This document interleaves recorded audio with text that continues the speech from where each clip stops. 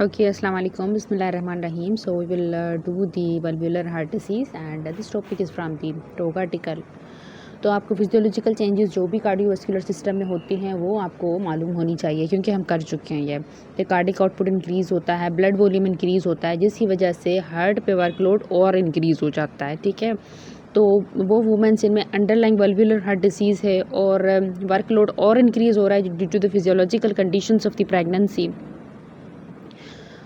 तो पेशेंट और डेटोरिएट होती है ड्यूरिंग प्रेगनेंसी। ठीक है, अच्छा अब ये है कि दो टाइप्स की होती हैं वल्वुलर हार्ट डिसीज़, एक तो रीगर्जिटेंट होती हैं और एक होती हैं स्टेनोटिक। ठीक है, जो रीगर्जिटेंट होती हैं तो क्योंकि सिस्टमिक वेस्कुलर रेजिस्टेंस जो होती है ना वो प्रेगनेंसी में डिक्रीज़ हो जाती है, तो ये वेल टॉलरेबल होती हैं as compare to the stenotic disease. इनका पुअर आउटकम होता है और लोकेशन भी मैटर करती है।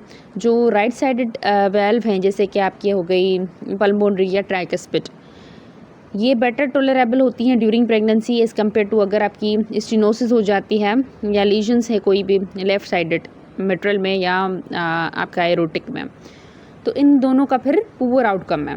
तो लोकेशन भी मैटर करती है कि वेल्व कौन सी साइड की है, राइट साइड की है या लेफ़्ट साइड की है। अगर राइट साइडेड की है तो फिर आउटकम बेटर होगा। अच्छा, अब दो टाइप हैं क्योंकि स्टेनोटिक वेल्व लीजन्स हैं और रीगर्जिटेंट वेल्व लीजन्स हैं।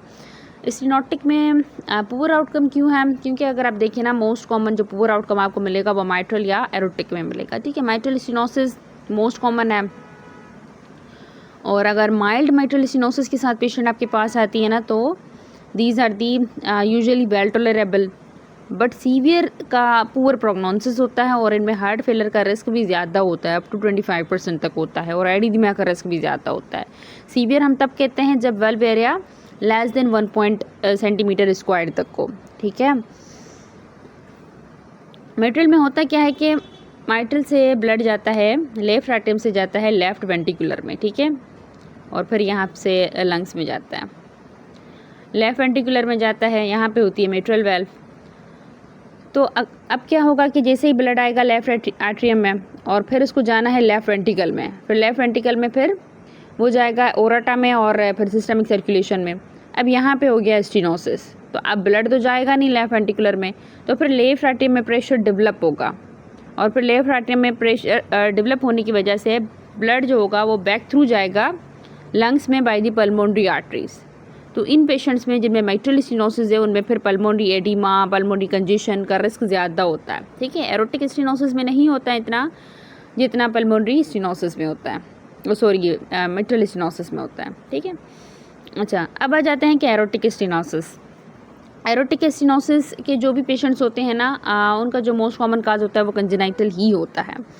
इसमें यह है कि अगर एसिम्प्टोमेटिक पेशेंट है और अगर आपका जो लेफ्ट वेंटिकल है वो फंक्शन सही से कर रहा है, प्रॉपरली कर रहा है, तो फिर इनका आउटकम अच्छा होता है। बट अगर पेशेंट सिम्प्टोमेटिक है और लेफ्ट वेंटिकुलर डिसफंक्शंस हैं तो फिर इनमें आपने सर्जरी करनी होती है बिफोर कंसेप्शन।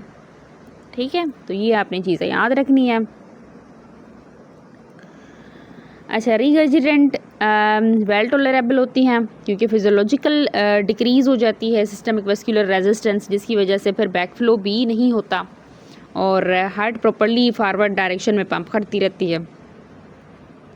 ओके, बट वो पेशेंट्स जिनमें सीवियर रिगर्जिटेशंस हैं और pre existing left ventricular dysfunction है ना तो इनमें फिर हार्ट फेलियर के चांसेस ज़्यादा होते हैं।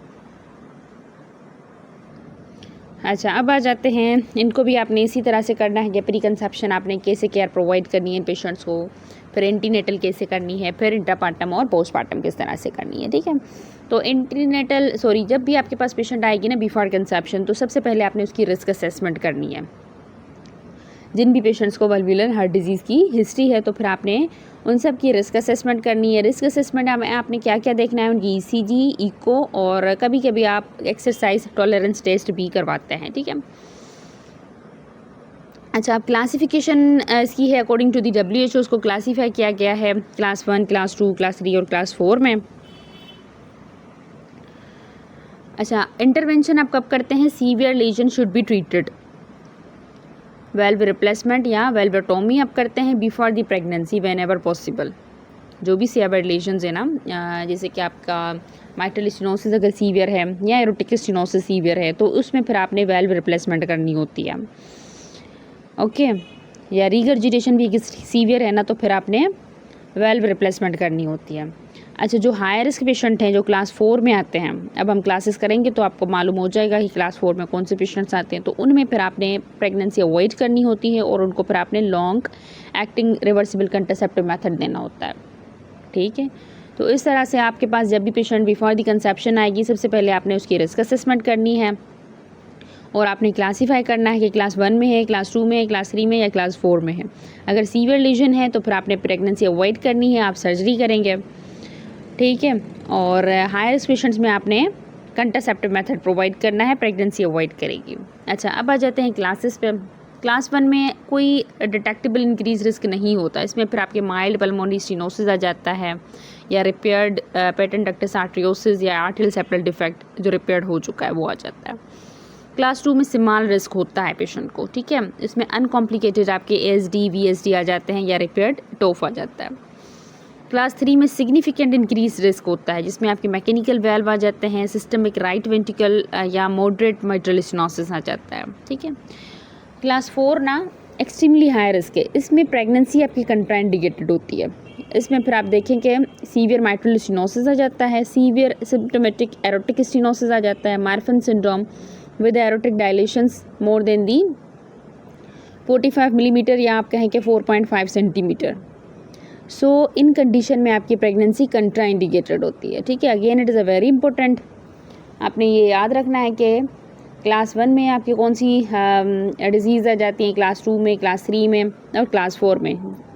मोस्ट इम्पॉर्टेंट यही है कि आप याद रखें कि प्रेगनेंसी कंट्राइंडिकेटेड किन कंडीशंस में होती है। ठीक है,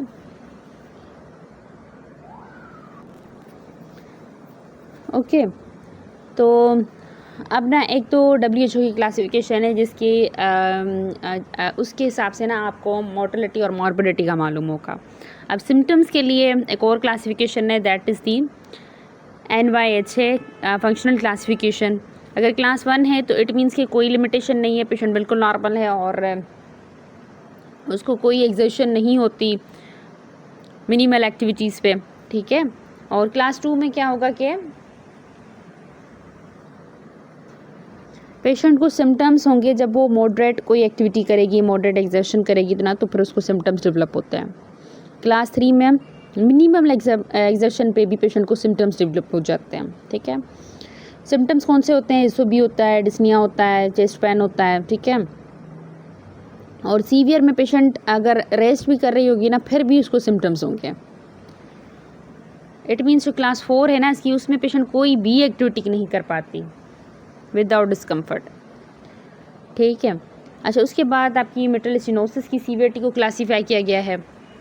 माइल्ड में आपका जो मेटल वेल्व एरिया होता है ना वो 1.5 से ज़्यादा होता है, मॉडरेट में 1 to 1.5 तक होता है और सीवियर में 1 से भी कम होता है। सीवियर वो कंडीशन है जब हम प्रेगनेंसी अवॉइड करते हैं और हम प्री कंसेप्शन ही सर्जरी करेंगे पेशेंट्स की। ठीक है, ओके, तो वल्वुलर हार्ट डिजीज़ इन प्रेगनेंसी, इसमें आपने करना क्या है? सबसे पहले तो आप MDT अप्रोच करेंगे। ठीक है, उसके थ्रू आपने केयर प्रोवाइड करनी है पेशेंट को, जिसमें आपका कार्डियोलॉजिस्ट इन्वॉल्व होगा, आपकी ऑब्स्टेट्रिशियन इन्वॉल्व होगी, आपकी मिडवाइफ इन्वॉल्व होगी। अच्छा, अब ना प्रेगनेंसी के दौरान कुछ डीजनरेशन चेंजेस होती हैं। 2 टाइप्स की वेल्व आप लगाते हैं पेशेंट्स को। ठीक है, एक तो मैकेनिकल वेल्व होती हैं और एक होती हैं बायोप्रोस्थेटिक वेल्व। ठीक है, आपने क्वेश्चन में देखना है कि पेशेंट जो आपको क्वेश्चन दिया गया है उसमें आपको क्या मेंशन है, कौन सी वेल्व है। अगर बायोप्रोस्थेटिक पेशेंट को वेल्व लगी हुई है ना, तो फिर इसमें आप एंटीकोगुलेशन थेरेपी नहीं देते। बायोप्रोस्थेटिक वेल्व ये मोस्टली आपके ना एनिमल मटेरियल से ली गई होती हैं, इनमें लो रिस्क होता है कोगुलेशंस का या थ्रोम्बस फॉर्मेशन का, तो फिर इनमें आप लाइफ लॉन्ग एंटीकोगुलेशन थेरेपी नहीं देते। और इनमें ना डीजनरेटिव चेंजेस भी ज़्यादा आती हैं प्रेगनेंसी के दौरान। ठीक है, अच्छा, जो मैकेनिकल वेल्व होती हैं ये मोस्टली आपके सिंथेटिक मटेरियल से बनी हुई होती हैं, जैसे कि टाइटेनियम वगैरह, तो इसमें ना थ्रोम्बस फॉर्मेशन का रिस्क ज़्यादा होता है, तो इन पेशेंट्स में आपने लाइफ लॉन्ग एंटीकोगुलेशन देनी होती है। और आप इन पेशेंट्स को वारफेरिन ही देते हैं। यही एक वारफेरिन की इंडिकेशन है कि आप प्रेगनेंसी में वारफेरिन उस कंडीशन में देंगे जब पेशेंट को मैकेनिकल वाल्व लगी हुई हो। ठीक है, तो ये आपने याद रखना है कि 2 टाइप्स की होती हैं, और अगर वो आपको वाल्व रिप्लेसमेंट का कह रहे हैं तो फिर आपने देखना है कि कौन सी वाल्व रिप्लेसमेंट हुई है पेशेंट को, बायोप्रोस्थेटिक है या मैकेनिकल है।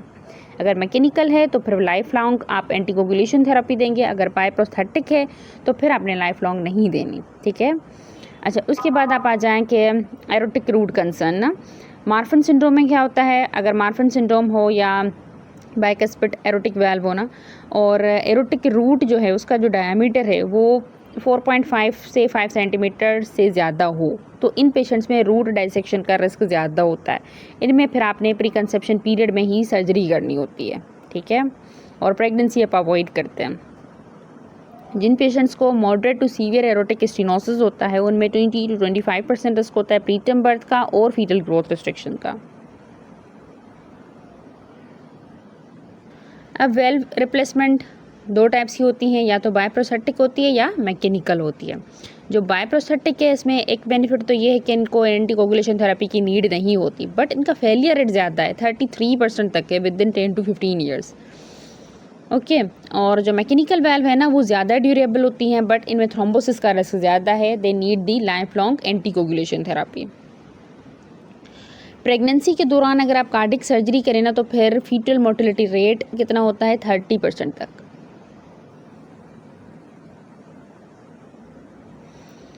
अब ये थी आपकी पूरी प्री कंसेप्शन आपने कैसे मैनेज करना है। अब आ जाते हैं कि आपने एंटीनेटल किस तरह से मैनेज करना है। ओके, तो 1 बाय 1 करेंगे। सबसे पहले माइट्रल स्टेनोसिस। माइट्रल स्टेनोसिस में आपने देखना है कि अगर सीवियर माइट्रल स्टेनोसिस है तो सीवियर केसेस में आपने फ्रीक्वेंट मॉनिटरिंग करनी होती है और स्क्रीनिंग करनी होती है फॉर FGR के लिए। उसके लिए आप सीरियल ग्रोथ स्कैन करते हैं। माइट्रल स्टेनोसिस के पेशेंट्स को आपने ट्रीट कैसे करना होता है, किसका मेडिकल मैनेजमेंट होती है और एक सर्जिकल होती है। मेडिकल में आपने इसको बीटा ब्लॉकर या आप डायूरेटिक दे सकते हैं। ठीक है, और लो मॉलिक्यूलर वेट हेपरिन आप तब देंगे जब पेशेंट में माइट्रल स्टेनोसिस के साथ साथ लेफ्ट आर्टेरियल इनलार्जमेंट हो या आर्टेरियल फिब्रिलेशंस हो, तो फिर आपने इनको एंटीकोगुलेशन थेरेपी भी देनी है। अगर मेडिकल ट्रीटमेंट आपका फेल हो जाए तो फिर आपने क्या करना है, फिर आपने सर्जरी करनी है। सर्जरी में आपने कौन सा मेथड करना है, percutaneous mitral balloon valvuloplasty is the preferred intervention if the medical therapy is failed. Okay, अच्छा एरोटिक स्टेनोसिस इतना कॉमन नहीं होता, बट अगर सीवियर एरोटिक स्टेनोसिस के साथ आपके पास पेशेंट आती है ना तो फिर इनमें आपने फ्रीक्वेंट इको करवाने होते हैं एवरी 1 to 2 मंथ के बाद। ठीक है, और अगर सिम्टम्स पेशेंट को सीवियर हैं या लाइफ थ्रेटनिंग कंडीशन है और आपका मेडिकल ट्रीटमेंट फेल हो चुका है तो फिर इनमें भी आपने वल्वुलोप्लास्टी करनी होती है या आप अर्ली डिलीवरी भी कर सकते हैं। अच्छा, अब रीगर्जिटेशन एरोटिक हो या मेट्रल रीगर्जिटेशंस हो, क्योंकि ये वेल टॉलरेबल होती हैं बिकॉज फिजियोलॉजिकल चेंजेस की वजह से आपकी सिस्टमिक वेस्कुलर रेजिस्टेंस डिक्रीज़ हो जाती है, तो इस वजह से आफ्टर लोड वैसे ही कम होता है और हार्ट आपका पंप करता है फॉरवर्ड डायरेक्शन में। अच्छा, इसकी मैनेजमेंट क्या है, अगर पेशेंट को सीवियर एरोटिक या मेट्रल रिगर्जिटेशंस हो और हार्ट फेलियर के सिम्टम्स होना तो फिर आपने इसको डायूरेटिक देने हैं। और सर्जरी आप मोस्टली इन केसेस में तब करते हैं प्री कंसेप्शन पीरियड में आप करते हैं। ठीक है, आइडियली आपने ना प्री प्रेगनेंसी अगर सीवियर एरोटिक या मेट्रल रिगर्जिटेशंस है ना तो फिर आपने प्रेगनेंसी से पहले ही करनी है सर्जरी। ओके, और एनेस्थेटिस्ट इन्वॉल्वमेंट आपने एंटीनेटली कर लेनी है पेशेंट की, आपने एनेस्थेटिक से रिव्यू लेना है, एंटापार्टम भी आपने असेसमेंट करवानी है और पेरी ऑपरेटिवली भी करनी है। कौन सा एनेस्थेसिया आप यूज़ कर सकते हैं, एपिड्यूरल कर सकते हैं और low dose combined spinal epidural, both are the preferred over the single shot spinal. Single shot क्यों नहीं देते, क्योंकि इसमें फिर हाइपोटेंशन का रिस्क बढ़ जाता है जिससे पेशेंट की कंडीशन और डिटोरिएट होगी, most common in stenosis disease में। ओके, तो जो प्रिफर्ड आपके जो मेथड हैं एनेस्थेसिया के that is the epidural or low dose combine spinal epidural.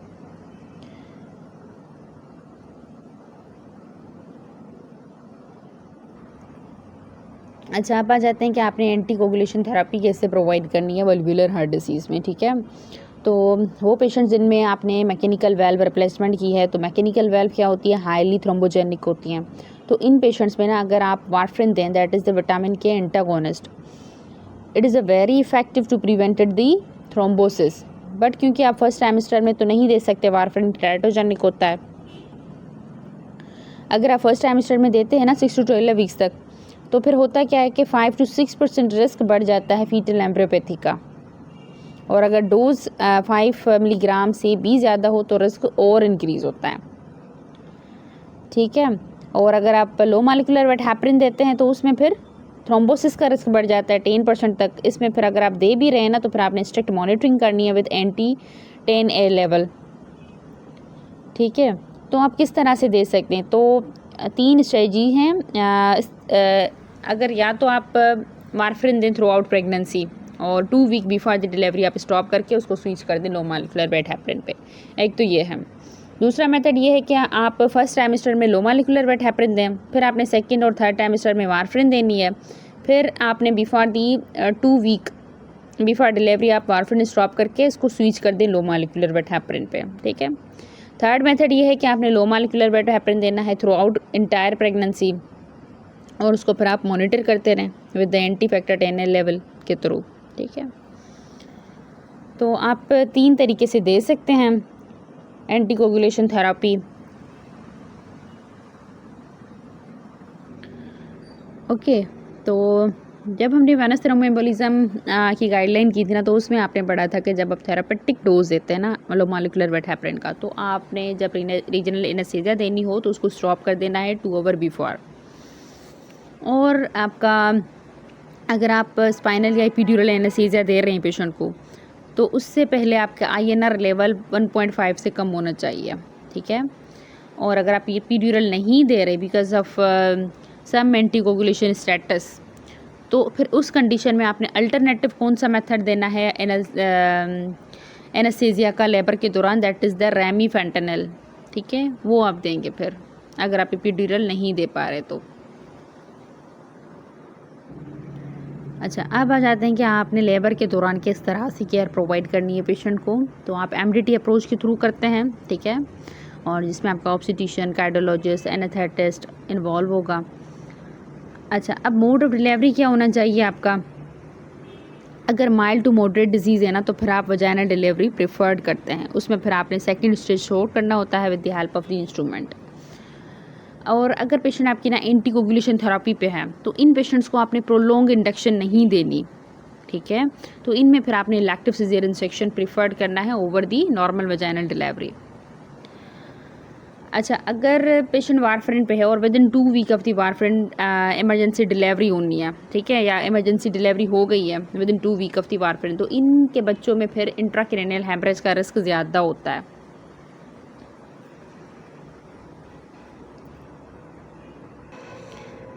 Endocarditis risk, routine prophylaxis आप नहीं देते एंटीबायोटिक का उन पेशेंट्स को जिनको वल्वुलर हार्ट डिजीज़ है, अनलेस उसको पर्सनल कोई हिस्ट्री हो इन्फेक्टिव एंडोकार्डाइटिस की, फिर आप देते हैं। अदरवाइज़ आपने हर पेशेंट को एंटीबायोटिक प्रोफाइलैक्सिस नहीं देना जिनको वल्वुलर हार्ट डिजीज़ है। और ये अगेन आपका बार बार BCQs रिपीट होता है और आप ना उसमें एंटीबायोटिक करके आते हैं। तो आपकी गाइडलाइन यही कहती है कि आपने नहीं देनी routine antibiotic prophylaxis during the labour and delivery in those patient having the valvular heart disease except if the patient have the personal history of the infective endocarditis, ठीक है। थर्ड स्टेज ऑफ लेबर में आपने monitoring करनी है patient की, क्योंकि fluid shift होता है। कितना होता है, अबाउट 300 to 500 ml। तो आपने पेशेंट की ब्लड प्रेशर और पल्स मॉनिटर करनी है, और सीवियर केसेस में आप इन्वेसिव आर्टेरियल मॉनिटरिंग भी करते हैं। ओके, तो अगर माइट्रल स्टेनोसिस की पेशेंट्स है ना, तो इसमें फिर आपने पल्मोनरी एडिमा को प्रिवेंट करने के लिए आप डायूरेटिक दे सकते हैं। एरोटिक स्टेनोसिस में नहीं, माइट्रल स्टेनोसिस में आप डायूरेटिक दे सकते हैं। PPHC मैनेजमेंट के लिए आप ऑक्सीटोसिन दे सकते हैं इन पेशेंट्स को। एर्गोमेट्रिन आप नहीं देते। कार्डिक डिसीज़ में मोस्टली एरिथमिया में आप नहीं देते, क्योंकि इसमें क्या होता है कि एरोटिक डिसेक्शन का रिस्क बढ़ जाता है और पल्मोनरी आर्टरी प्रेशर भी रेज्ड होता है। तो क्योंकि वेज़ोकंस्ट्रिक्टर है तो आपने एर्गोमेट्रिन नहीं देनी होती, ठीक है। और मीज़ो आप दे सकते हैं, वो सेफ़ है। अच्छा, एंटीकोगुलेशन थेरेपी आपने as soon as possible start कर देनी है आफ्टर द डिलीवरी। अगर आपकी ब्लीडिंग ना कंट्रोल नहीं हो पा रही, पेशेंट पीपीएच में चली गई है, तो फिर आपने हेमाटोलॉजिकल एडवाइस लेना है और जो एंटीकोगुलेशन वो ले रही थी ना उसका आपने उसको एंटीडोट देना है, ठीक है।